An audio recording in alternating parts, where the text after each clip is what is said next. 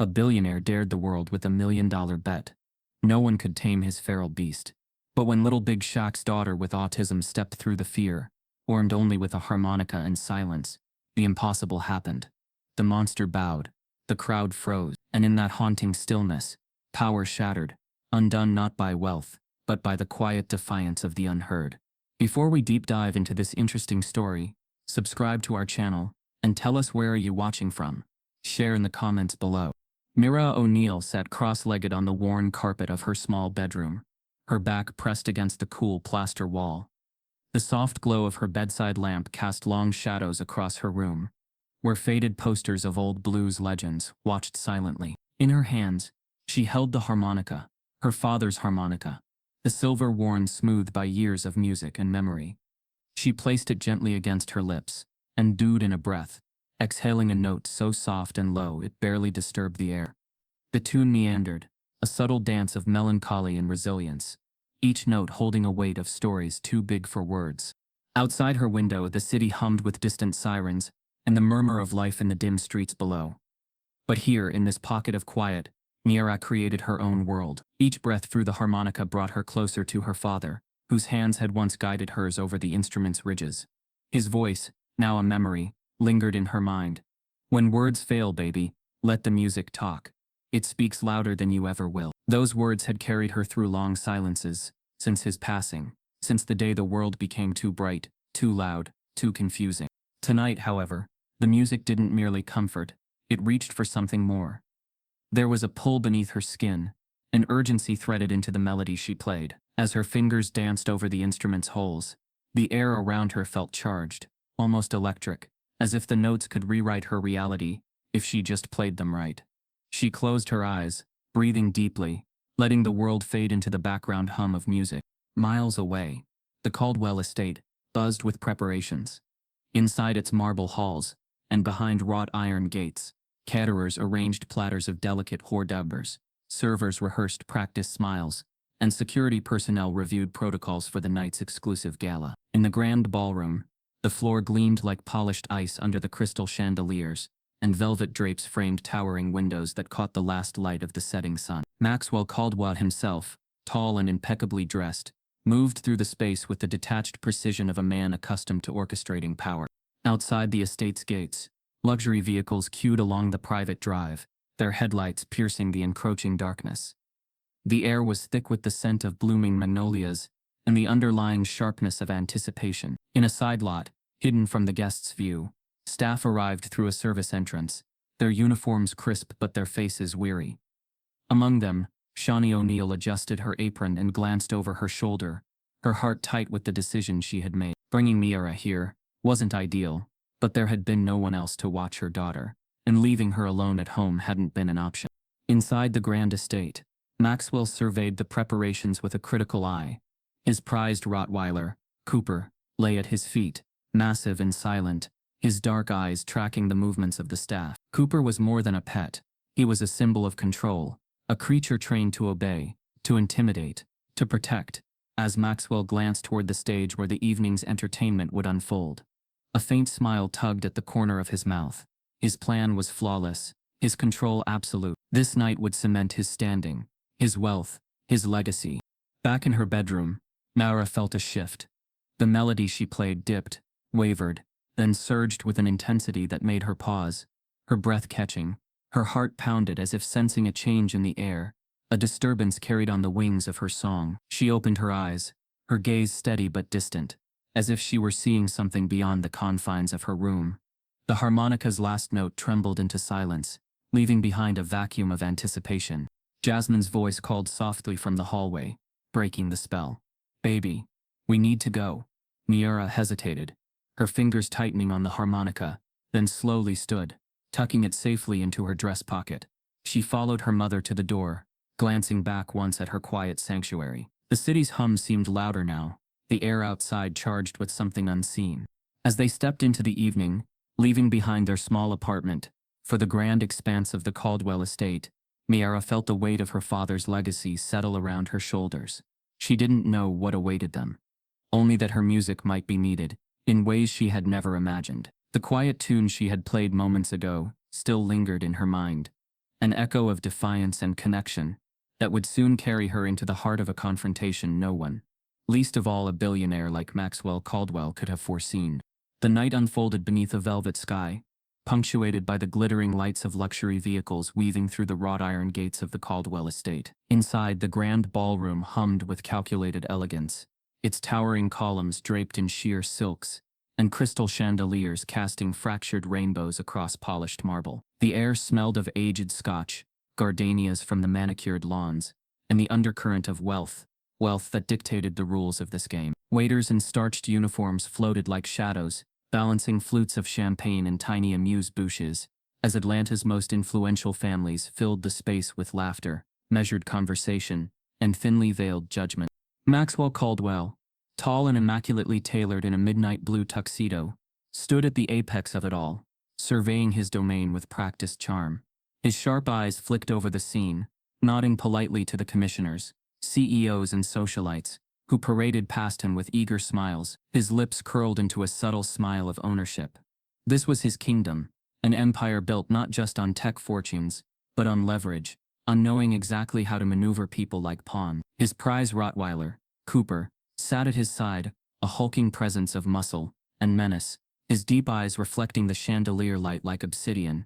Cooper's head was high, his posture alert but at ease, a silent testament to the control Maxwell wielded over everything that touched his world. Beneath the surface elegance, subtle barbs floated, hushed comments about those people from the South Side, tight smiles exchanged over flute rims, sidelong glances toward the serving staff. The servers and caterers, nearly all people of color, moved with mechanical precision, their faces composed and eyes lowered.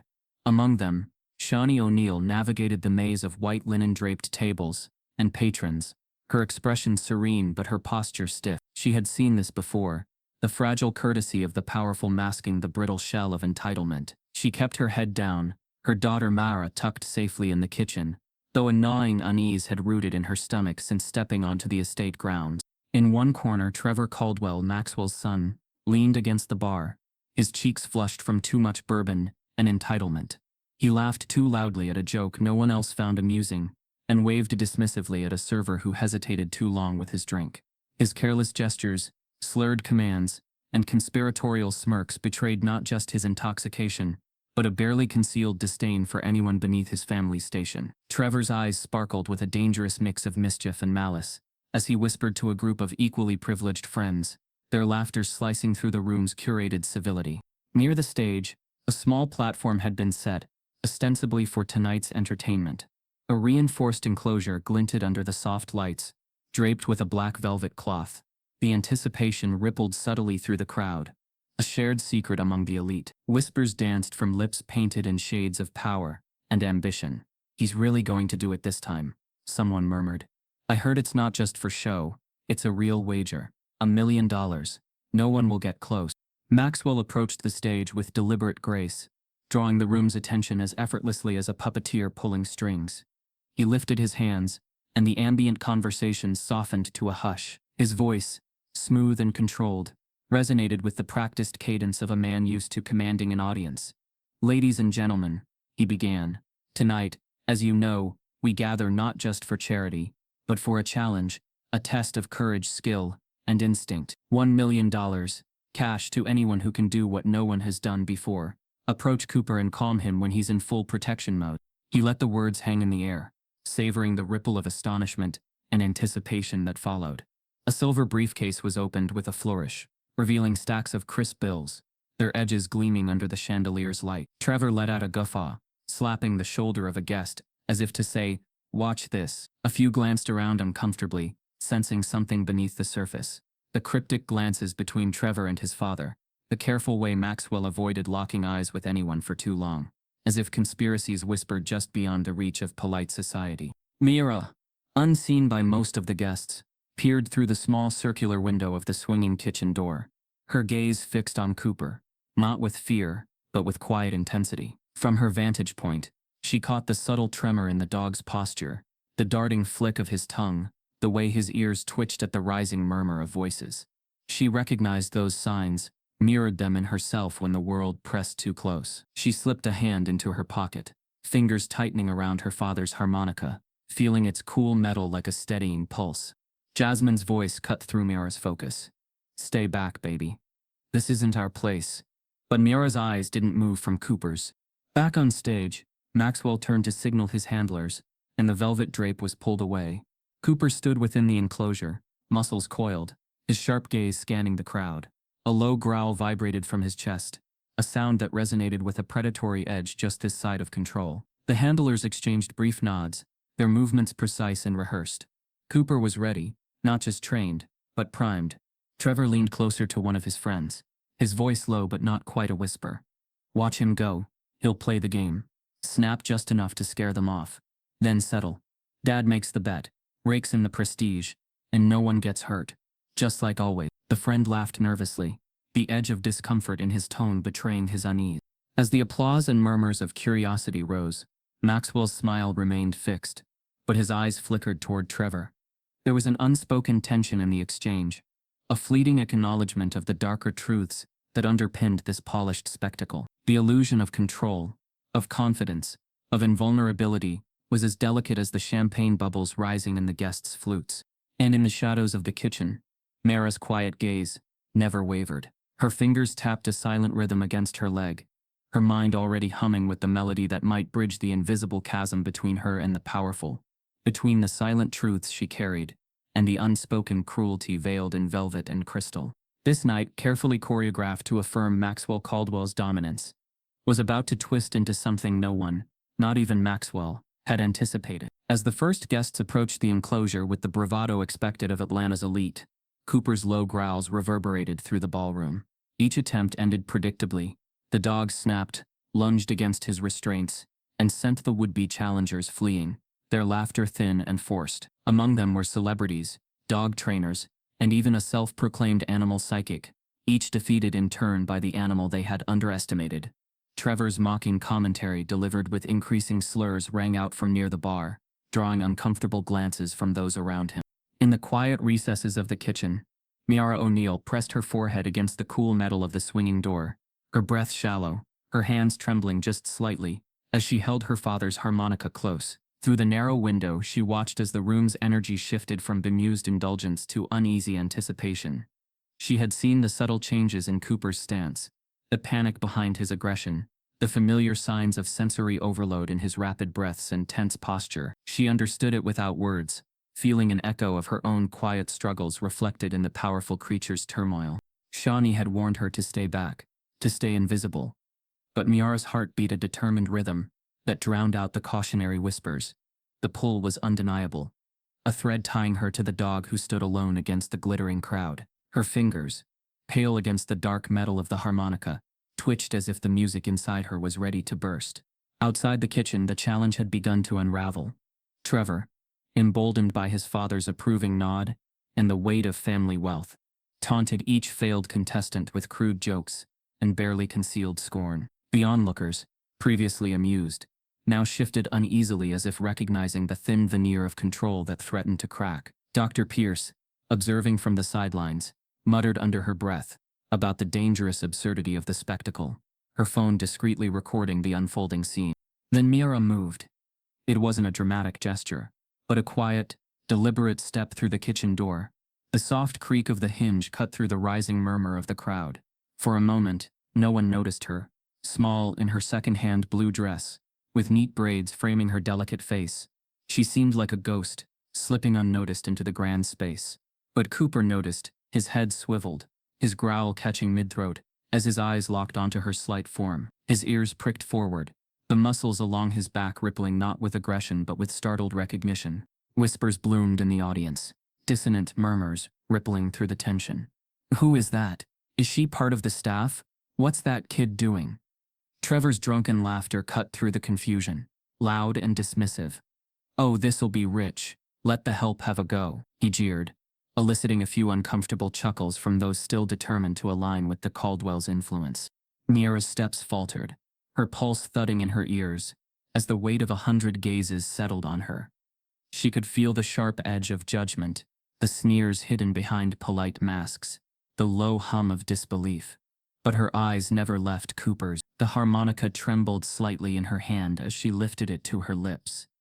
The first note was so faint it might have been imagined, a breath of sound that barely disturbed the heavy air. It hung between them, a fragile bridge, spanning the chasm of misunderstanding. A hush rippled outward from the enclosure, as if the room itself held its breath. Cooper's growl softened into a low whine, his head tilting just slightly, his tense stance easing by a fraction. Miara's melody continued, each note gathering confidence, weaving through the air with a delicate persistence. It wasn't a song for entertainment or spectacle. It was a conversation in a language deeper than commands or discipline. The tune, simple and haunting, slipped beneath Cooper's defenses, speaking directly to the fear and confusion lodged beneath his training. Jasmine's voice, sharp with panic, rose from the crowd. "Oh, you are. No!" "Get back here." But the girl didn't flinch. Her gaze was steady, her fingers sure on the harmonica's familiar contours. The music swelled, filling the silence left by the stunned audience. Dr. Pierce stepped forward, her professional detachment giving way to fascination. "She's reading him," she murmured to no one in particular. "She's responding to his stress signals, countering them with music. This isn't random." The countdown clock, which Maxwell had smugly initiated, continued to tick down, though its presence seemed irrelevant in the face of this quiet rebellion. Maxwell's expression twisted from amusement to irritation, as he realized that this child, this unexpected player, was shifting the narrative he had so carefully crafted. Trevor's face reddened with a mix of embarrassment and rage. Cooper, now fully focused on Miara, lowered his massive head to the floor, his tail giving a tentative, almost uncertain wag. His breathing slowed, his muscles relaxed, and for a moment, the tension in the room loosened as if the invisible thread holding it taut had frayed. Miara's melody, fragile yet triumphant, continued its subtle dance, unspooling into the spaces that wealth and status couldn't reach. Then, as if guided by an unseen hand, Mara took another step forward, her small form framed against the harsh lines of the enclosure. Her music didn't demand submission. It offered understanding. Cooper responded, his posture easing further, his tail wagging with more assurance, his growl dissolving into a soft, questioning whine. The audience, transfixed, watched the impossible unfold. How a quiet child with a harmonica could dismantle layers of aggression and conditioning with nothing but music and presence. Maxwell's composure cracked as his illusion of control wavered. He barked at security to intervene, but their hesitation was palpable. Their attention divided between the billionaire's orders and the undeniable bond forming before them. As the final note of Miara's melody faded into the heavy air, Cooper lay down fully, his head resting on his paws, his eyes locked on hers with a trust that defied logic. The silence that followed was thick with realization. This was no stunt, it was a simple, profound connection that exposed the cracks in the edifice of wealth and control. Miara, breathing heavily, lowered the harmonica and met the eyes of the stunned crowd. In that moment, the quiet rebel had irrevocably changed the game. As the soft final notes of Mara's harmonica drifted through the grand ballroom, Cooper lay quietly at her feet, his massive form transformed from a symbol of intimidation into one of gentle submission. The stunned silence that followed was thick, broken only by the hesitant shuffle of feet and the whisper of incredulous voices. For a moment, it seemed the entire room stood suspended between disbelief and grudging awe. Mara, standing small and steady in her simple blue dress, clutched her harmonica as if drawing strength from its familiar contour. Trevor Caldwell, his face flushed with a mix of humiliation and alcohol, pushed forward from the bar where he'd been holding court with his cronies. His voice slurred with false bravado. He called out, "She cheated. The dog's trained to obey. He's not calmed. He's conditioned." His declaration was loud enough to ripple through the tense crowd, drawing nervous laughter from some and skeptical glances from others. He stumbled a step closer, swaying slightly, his glass of whiskey tipping precariously. "That dog doesn't listen to anyone unless Dad says so. Right, Dad?" Maxwell's eyes flashed with warning, a sharp, almost imperceptible shake of his head aimed at his son. But Trevor, emboldened by the alcohol and the unraveling spectacle, plowed ahead. "This was rigged from the start," he blurted. "No one ever wins. The whole challenge, it's just for show. Emperor Cooper, whatever you call him, he's trained to attack on command. It's all fake." His voice rose to a near shout, the bravado crumbling into something almost desperate. A gasp rippled through the audience, the words falling like stones into the already fragile silence. Dr. Pierce, who had been quietly recording from the sidelines, raised her phone slightly, her expression sharpening as she captured Trevor's drunken confession. The murmurs among the guests grew louder, some voices tinged with anger, others with dawning comprehension. Whispers snaked through the room, about past challenges at Maxwell's galas, about suspiciously consistent outcomes, about private bets whispered behind closed doors. Maxwell's polished facade cracked, his usual charm replaced by cold calculation. He straightened his jacket, stepped forward, and raised his voice over the growing noise. "Ladies and gentlemen," he said, his tone slipping into the practiced authority of a man used to controlling rooms. "Let's not allow a moment of spectacle to overshadow the purpose of this evening. This is a charity event, and young Miera's unusual interaction with Cooper was unexpected but touching. Now let's return to the program." His dismissive smile was tight, his eyes sharp as they flicked toward security personnel hovering near the enclosure. But the murmurs didn't die down. Trevor, emboldened by the spotlight and oblivious to his father's attempts to salvage control, staggered closer. "She didn't calm him with music," he insisted, waving his empty glass. "Dad rigs these things. He always does. The dog's trained to flip out on anyone who tries. That's why no one wins." His words were loud enough now that guests at the far end of the room could hear. Phones discreetly emerged from pockets and clutches as people began recording. Maxwell's jaw clenched, and his voice dropped to a low, dangerous register. "Trevor, that's enough. Sit down." His gaze flicked to Commissioner Blackwood, whose face darkened at the mention of rigging, and who signaled subtly to nearby security. The tension thickened, a sharp undercurrent of potential chaos. Jasmine, standing near the edge of the crowd, felt a chill sweep through her. She reached for Mara, her instincts screaming that this was no longer just a spectacle. The truth was leaking into the air, and with it came danger. She caught Mara's arm gently but firmly, her eyes scanning for a way out, as security personnel shifted, forming a loose barrier between the family and the rest of the crowd. Dr. Pierce's voice, cool but insistent, cut through the murmur. "If this challenge was rigged, Mr. Caldwell, you're endangering not just your guests, but this child and this animal. That's not just unethical. It's criminal." Her words hung in the air like a gauntlet thrown, and for a moment it seemed Maxwell might retaliate with force. His expression flickered, but then he adjusted his cufflinks and offered a thin smile. "I assure you, Doctor, everything here is perfectly above board," he said, though his voice lacked its usual confidence. "Let's not let baseless accusations ruin a charitable evening." His glance toward Commissioner Blackwood was sharp, a silent signal to escalate if necessary. Behind them, Imani Jackson, the head chef, had been quietly coordinating with other staff members. They exchanged hurried glances and subtle nods, the shared understanding of people who had long been silenced but were now sensing a shift in the air. The staff began to move with purpose, adjusting positions, subtly preparing for something unspoken but vital. Trevor's voice, now desperate and cracking, rose again. "You all think this is some heartwarming story? It's a scam, just like the rest of Dad's events. The dog's conditioned to attack, but that kid, she messed it up. She ruined everything." He stumbled backward, knocking over a champagne glass, its contents splashing onto the polished floor. Miera stood rooted, her harmonica trembling in her hands, her breathing shallow. She could feel Cooper's warm presence at her side, his calm now in stark contrast to the unraveling human drama around them. Shani squeezed her shoulder, whispering urgently, "We need to move, now." But Maxwell wasn't finished. His voice rose, cutting through the confusion like a blade. "Security, escort them out. Now."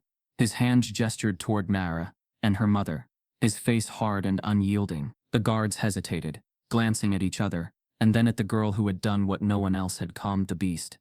In that moment of hesitation, Mira's quiet strength shone brighter. She straightened her shoulders, her voice small but unwavering, as she said, "I didn't cheat. He listened because he understood me. Just like I understood him." The simple truth of her words hung in the air, a quiet defiance against the orchestrated spectacle of power and control. The murmurs of the guests shifted subtly from doubt to something more dangerous for Maxwell's sympathy. Shani pulled Miara closer, her heart pounding, as she prepared to fight whatever came next. The staff, moving in silent coordination, began positioning themselves subtly near the exits and along the perimeter.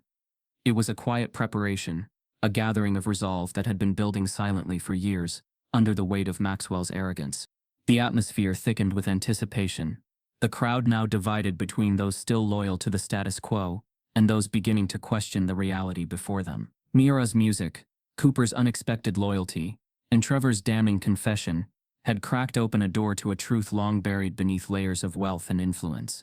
As whispers of rigged games rippled through the grand ballroom, a deeper current stirred, the realization that this was no longer a controlled performance, but a reckoning. And Miura O'Neill, quiet but unshaken, stood at the center, her harmonica ready, her voice poised not for retreat, but for the quiet rebellion that would echo far beyond the walls of this gilded cage. Miura's quiet defiance, her simple declaration that Cooper had understood her, echoed with a resonance that even Maxwell's money and power couldn't quite smother. But the billionaire's mask of charm had slipped entirely, revealing a cold, steely anger beneath.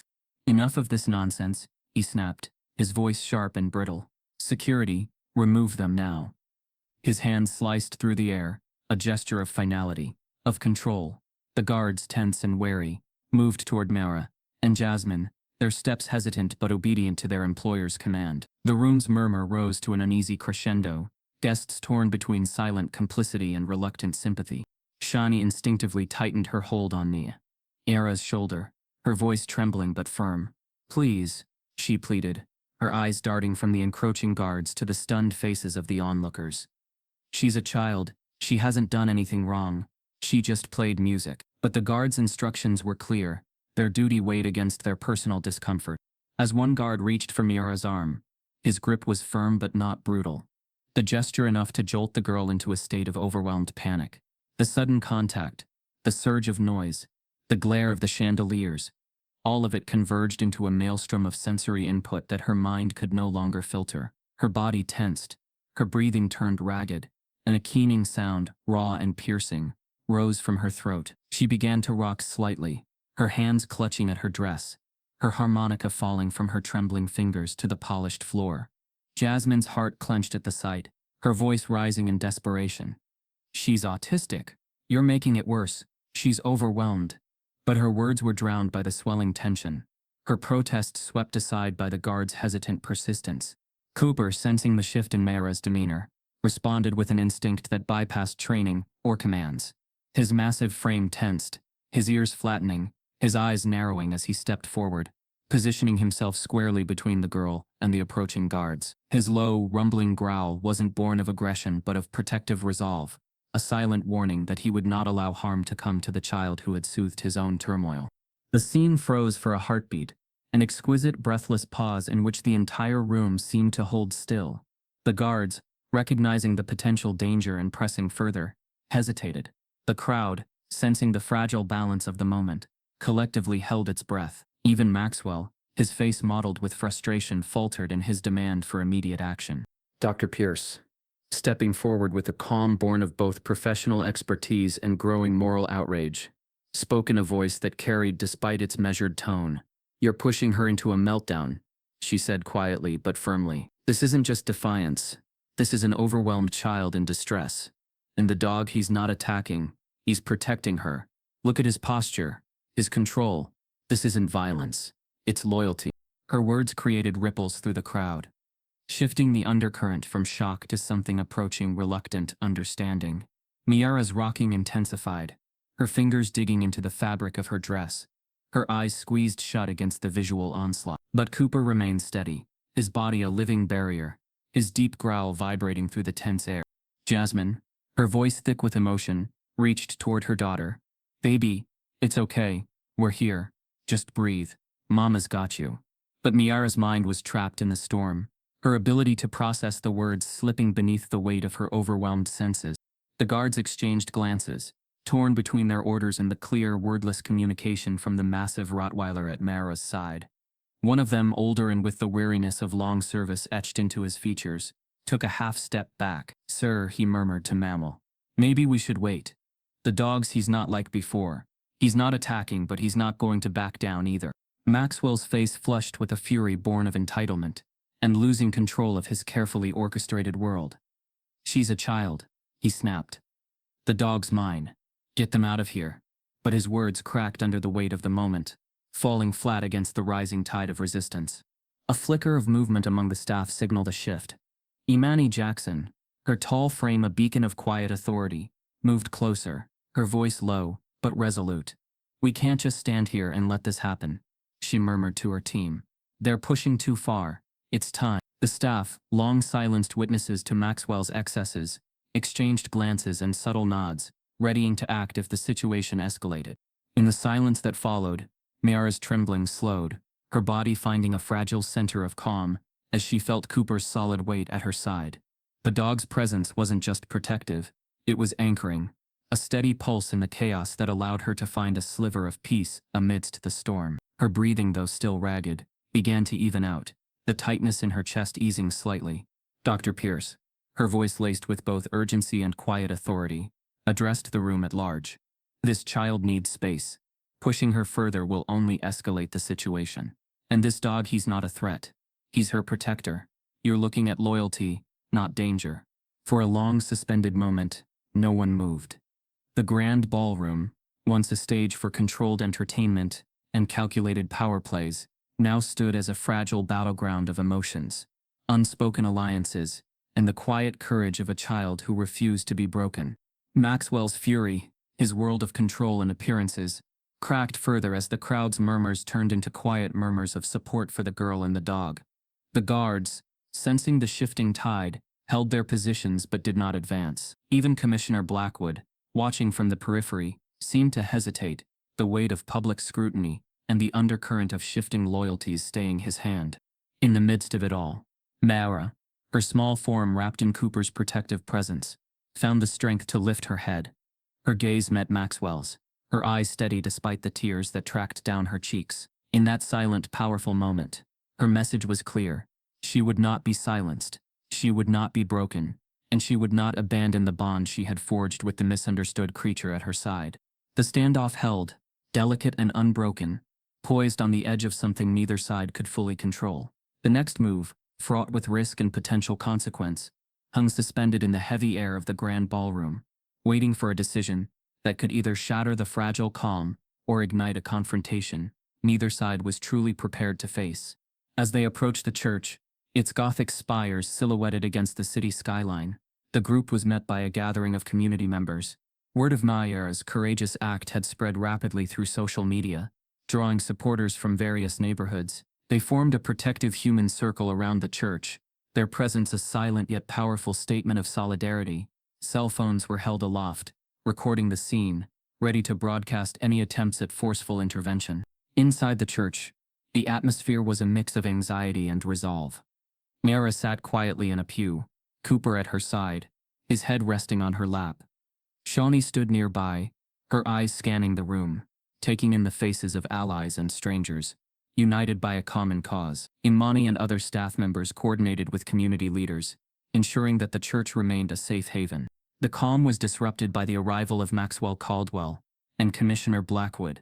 Their presence was met with a palpable shift in the crowd's demeanor. Maxwell's voice cut through the murmurs, demanding the immediate surrender of Miara and Cooper. He cited legal ownership of the dog and accused Miara of theft and endangerment. Commissioner Blackwood added the weight of law enforcement, threatening arrests for obstruction of justice. The community stood firm. A local pastor stepped forward, his voice steady as he addressed the officials. This child sought refuge here, and we will not betray that trust. If you wish to proceed, know that your actions are being recorded and witnessed by all. The standoff intensified as more supporters arrived, swelling the ranks of the human circle. Among them were activists, clergy, and ordinary citizens, all drawn by the unfolding drama. The media had also caught wind of the situation, and news vans began to line the streets, their cameras capturing the tense tableau. Inside the church, Dr. Pierce, who had been monitoring the events, approached Mamara. She knelt beside the girl, speaking in soothing tones, acknowledging her bravery and the bond she had formed with Cooper. Dr. Pierce then turned to address the assembled crowd, sharing her professional insights into the therapeutic connection between neurodiverse individuals and animals. Her words resonated, adding a layer of legitimacy to Mamara's actions and further eroding the authority of Maxwell and Commissioner Blackwood. As the night wore on, the pressure mounted on the officials.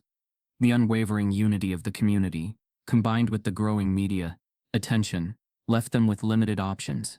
Maxwell's facade began to crack, his frustration evident. Commissioner Blackwood, sensing the shifting tides, conferred with his advisors, weighing the potential fallout of a forceful intervention.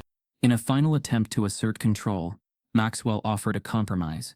Mira could keep Cooper if she agreed to a public statement absolving him of any wrongdoing. The offer was met with silence, then outright rejection from the crowd. The community's message was clear. Justice could not be bought or negotiated. Faced with an unyielding wall of resistance, Maxwell and Commissioner Blackwood retreated. Their departure met with a collective sigh of relief. The church erupted in quiet celebration, hugs and tears shared among those who had stood together against oppression. Mira, still seated in the pew, looked up at her mother, a tentative smile on her face.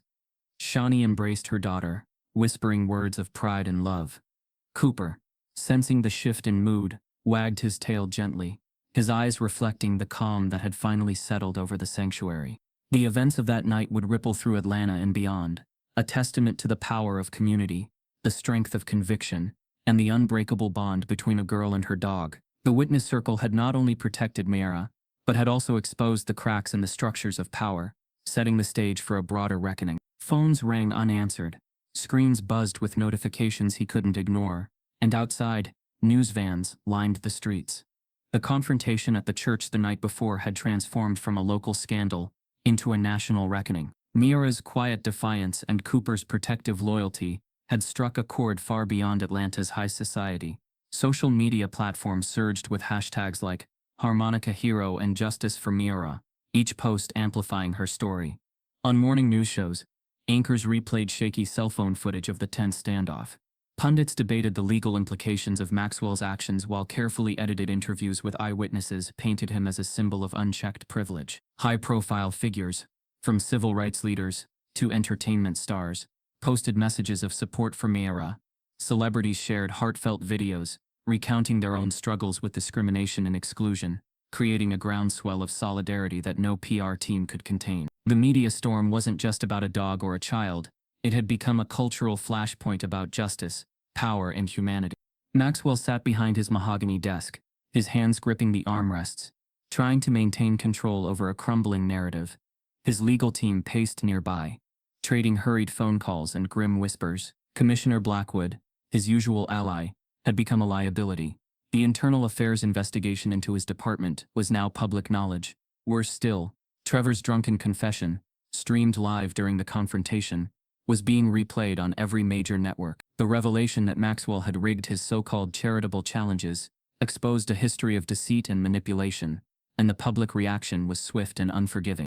The internet flooded with comparisons between Mira's calm courage and the Caldwell family's duplicity. Memes, remixes of her harmonica playing over dramatic scenes, and even animated reenactments spread like wildfire. The quiet resilience of a young autistic girl facing down a billionaire and his corrupt allies resonated deeply with viewers worldwide. Petitions circulated demanding legal action against Maxwell and calling for recognition of Mira's bravery. Videos of her standing beside Cooper, her harmonica in hand, became a symbol of resistance against not just one man's corruption, but a broader system of injustice. Meanwhile, Mira and her family remained in the protective embrace of Bethel Ame Church. Inside, the mood was a mix of cautious hope and simmering tension. Marcus Washington, flanked by attorneys and digital security experts, fielded calls from media outlets and advocacy groups. Jasmine, though exhausted, stood firm, her resolve to protect her daughter stronger than ever. Mira sat quietly, her harmonica resting in her lap, while Cooper remained at her side, his calm presence a source of comfort amidst the chaos. Outside, reporters clustered near the church steps, their cameras capturing every movement. Statements from the church leadership and legal representatives were broadcast live, carefully framing the narrative to highlight Mira's role as a symbol of quiet defiance. Lieutenant Vasquez provided updates on the ongoing investigations, her firm tone contrasting with Maxwell's increasingly desperate counterclaims. Federal agencies confirmed they were reopening inquiries into his business dealings, and several of his corporate sponsors announced they were severing ties. Inside his mansion, Maxwell's desperation deepened. Watching his empire unravel in real time, he instructed his advisors to explore aggressive legal tactics and back-channel negotiations. His son's reckless behavior had torched any plausible deniability, leaving Maxwell with few options. He considered staging a counter-narrative, leaking doctored footage to shift blame, or using his remaining influence to pressure local authorities into swift punitive action against Mira's family. But each plan seemed to collapse under the sheer weight of public scrutiny. The tension reached a crescendo when a prominent news anchor delivered a special report on national television. The segment, framed against footage of Myra playing her harmonica with Cooper by her side, described her as a quiet beacon of resistance in a world too quick to dismiss both children and animals as disposable. The anchor's voice cracked with emotion as she recounted the events, ending with a call for unity and compassion that struck viewers deeply. Social media platforms lit up with responses, heart emojis, shared stories of overcoming prejudice, and declarations of support from every corner of the globe. As dusk fell, Maxwell's frustration boiled over.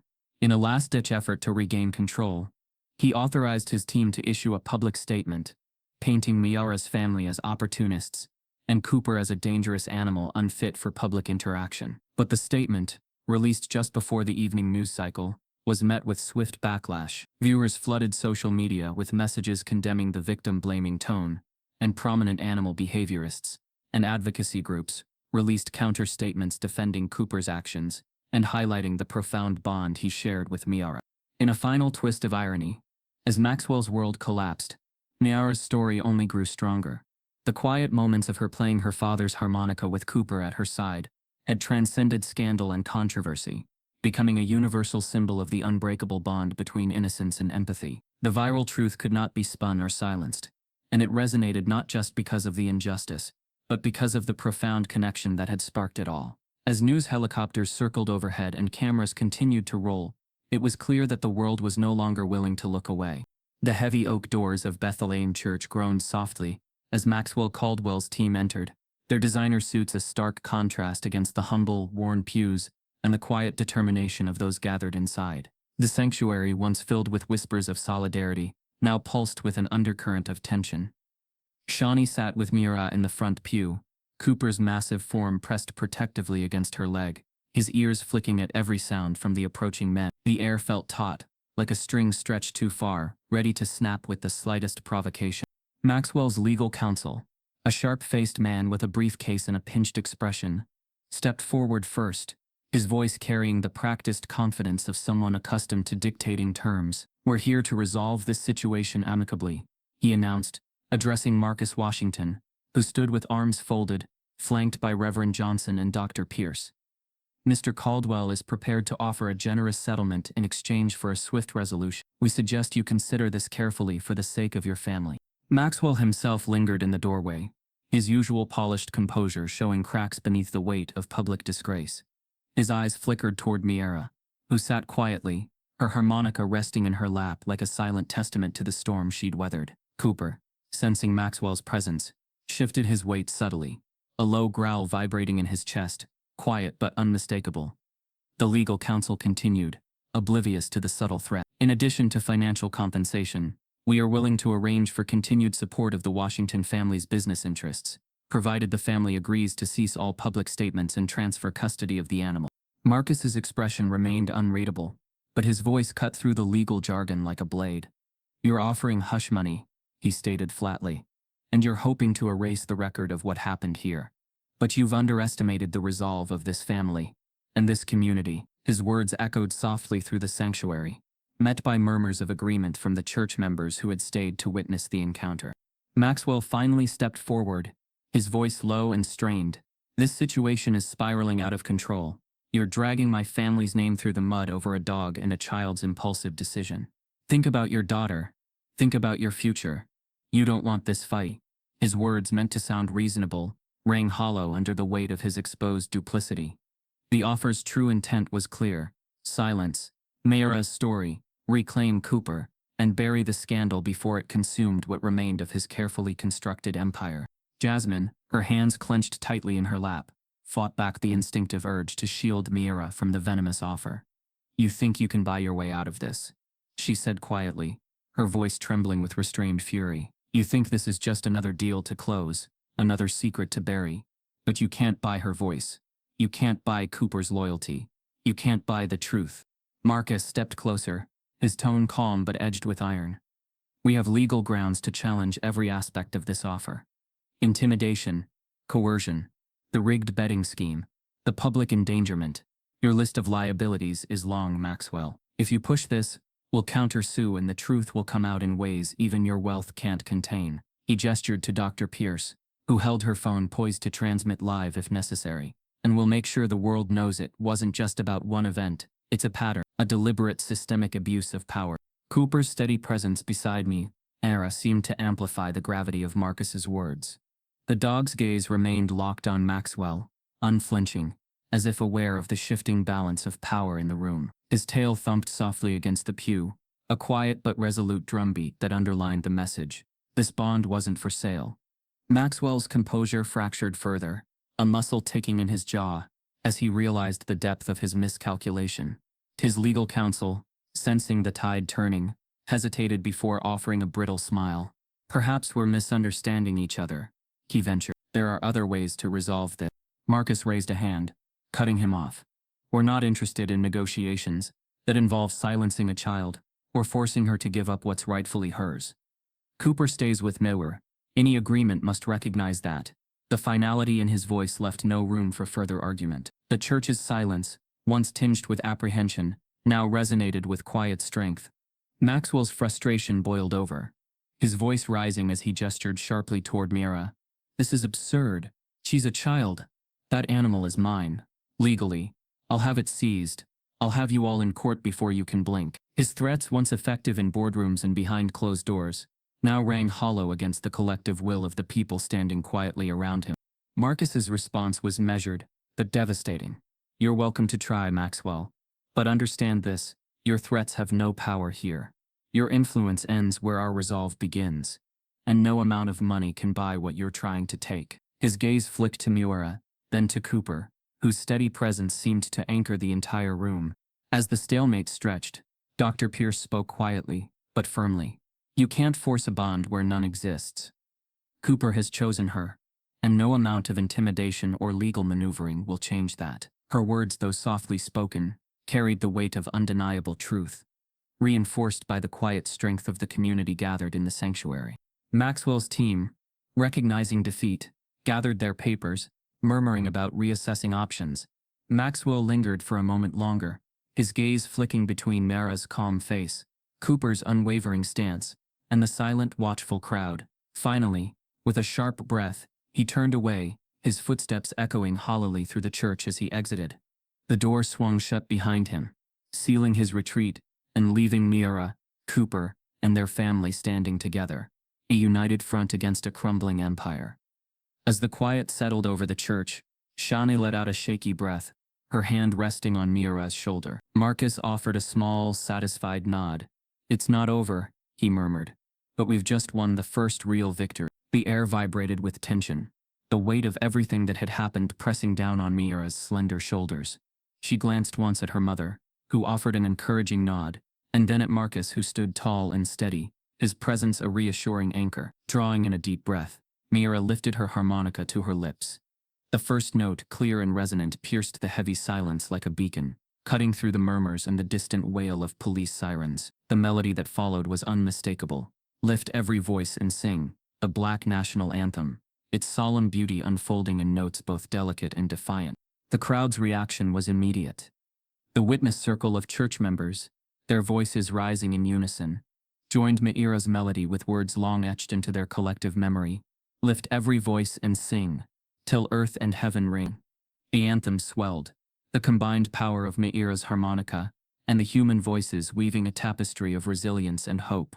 Even those on the periphery, journalists, bystanders, and a few uniformed officers, stood transfixed, the raw emotion of the moment, drawing them into its current.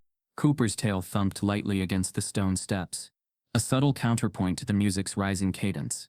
His presence beside Miura, calm and unwavering, spoke louder than any words. This wasn't just a performance, it was a declaration, a living testament to the bond between a neurodiverse child and a creature trained for control, but capable of connection. The melody soared, carrying with it echoes of past struggles, whispered prayers for justice, and the indomitable spirit of those who had come before.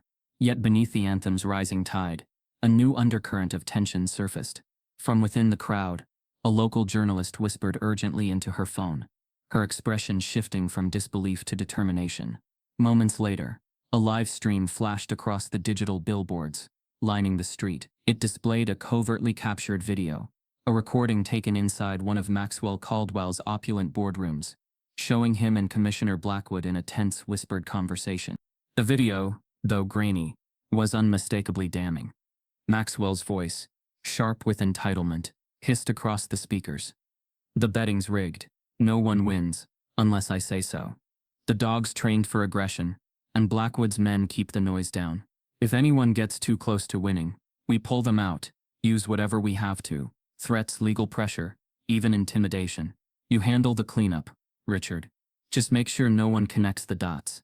Blackwood's response, though quieter, was equally incriminating. "We've done it before. We'll do it again. Just keep the money flowing." The footage ignited a firestorm. Reporters surged forward, cameras snapping wildly, their questions slicing through the morning air. "Mr. Caldwell? Commissioner Blackwood, can you comment on the recording? Did you authorize intimidation tactics?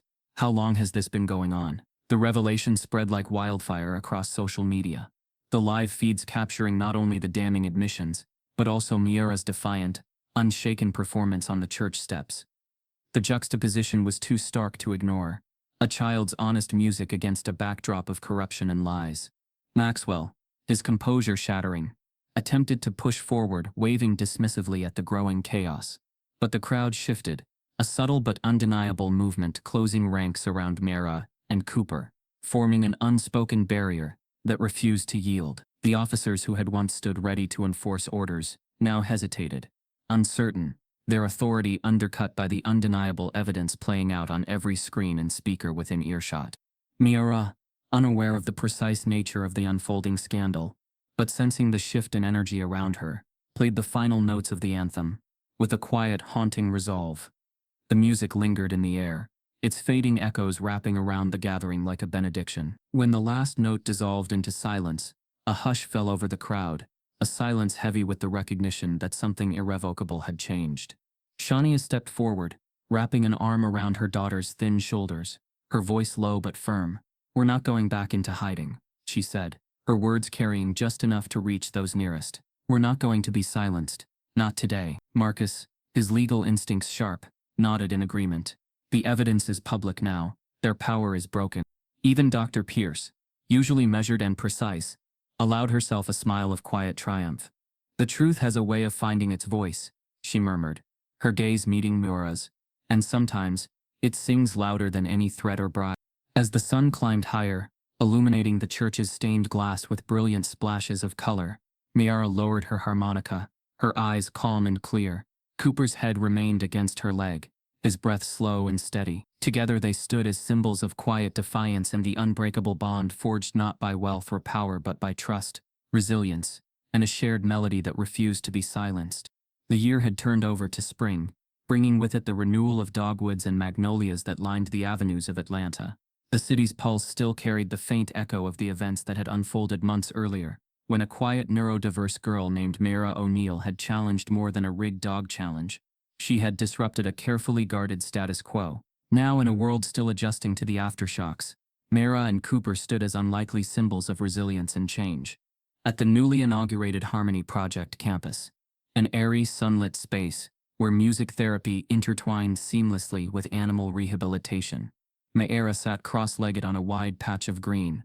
Children of varying ages and neurodiverse backgrounds gathered around her, their eyes wide with wonder. Cooper lay beside her, his dark fur gleaming in the sunlight, his demeanor patient and calm. The dog who had once been trained to guard and intimidate now embodied the gentle strength of connection. Mayra's harmonica, newly restored to a polished silver sheen, rested lightly against her lips as she played soft, meandering melodies that floated through the air like dappled sunlight. The project had grown rapidly, drawing attention and support from across the country.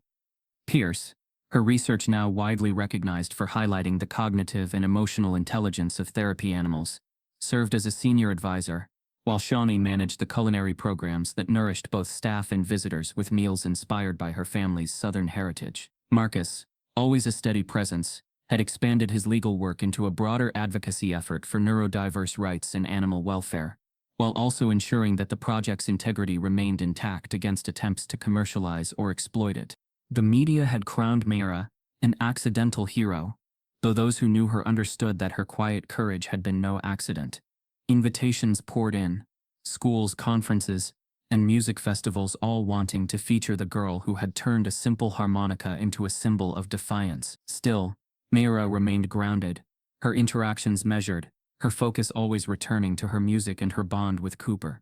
They were inseparable, their connection deepened by shared experiences that transcended commands or conditioning. They existed in a space of mutual respect and understanding that no amount of wealth or power could replicate. One afternoon, under the shade of a sprawling oak on the Harmony Project grounds, Marcus sat with Jasmine, watching Mara lead a small group of children in a harmonica circle. Laughter bubbled up as Cooper gently nudged a boy's hand to encourage him to continue playing. Jasmine's voice was soft, tinged with both pride and lingering worry. "Do you think it will last, Marcus? The attention, the support? Or will they forget once the news cycle moves on?" Marcus glanced toward his niece, her harmonica glinting in the light, as she guided another child's fingers over the instrument's smooth surface. "They might," he admitted, "but the seeds have been planted. Change like this doesn't vanish. It finds new ground to grow in. Besides, Miara's music isn't just a story they followed for a few weeks. It's a truth that resonates, a melody that speaks to anyone who's ever felt overlooked or underestimated." The culmination of Miara's journey came that summer during a national music festival at Lincoln Center.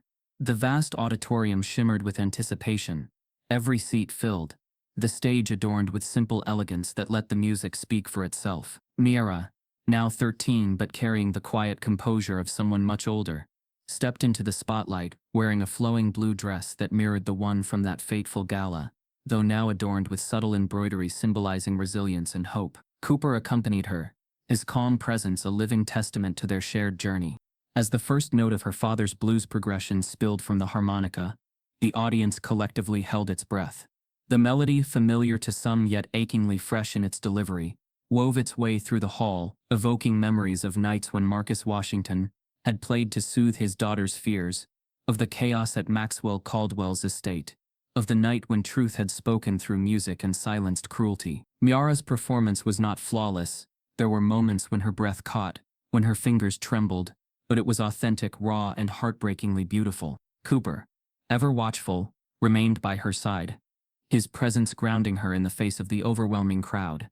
As the final note faded into silence, a hush settled over the auditorium, broken only by the slow rise of a standing ovation that began at the front and rippled backward like a wave of acknowledgement.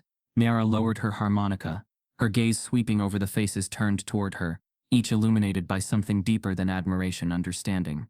Back in Atlanta, a man watched the performance through the window of a quiet study. Maxwell Caldwell, now a figure diminished by scandal and stripped of his former grandeur, sat alone.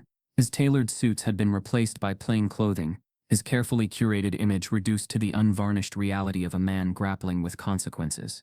He had resisted watching the broadcast, but in the final moments, something, perhaps curiosity, perhaps regret, compelled him to tune in. As Mayura's melody filled his small, darkened room, a memory surfaced unbidden. The moment when he first noticed the quiet girl at his gala. Her calm defiance, the way she had stood her ground with nothing but a harmonica and a connection to a dog no one else had understood. For the first time, Maxwell Caldwell felt the weight of his actions settle fully upon him, not as accusations from others but as an internal reckoning, a hollow ache that no amount of wealth could erase. The realization was not dramatic, not accompanied by tears or dramatic gestures, but it was real, a quiet acknowledgement that he had been wrong.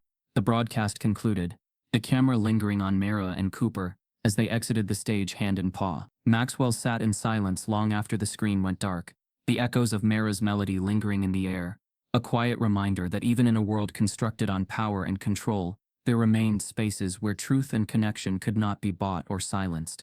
As summer deepened, and the world spun on, Miara's story continued, not as a media spectacle, but as a lived reality. She remained true to her music, and her connection with Cooper, her presence at Harmony Project, a constant source of inspiration for children and families seeking hope and healing. And for Maxwell Caldwell, somewhere in the quiet corners of his conscience, the melody of redemption played softly, hinting that even those entrenched in privilege might find their way back to humanity, if they were willing to listen. Every note of Miara's harmonica echoes a truth bigger than the moment. It calls each of us to stand against silence, to challenge injustice and to protect those who can't fight alone. Let's carry her story into every conversation, every decision, and every space where courage is needed. Together we don't just watch stories like Miura's, we shape the next chapter.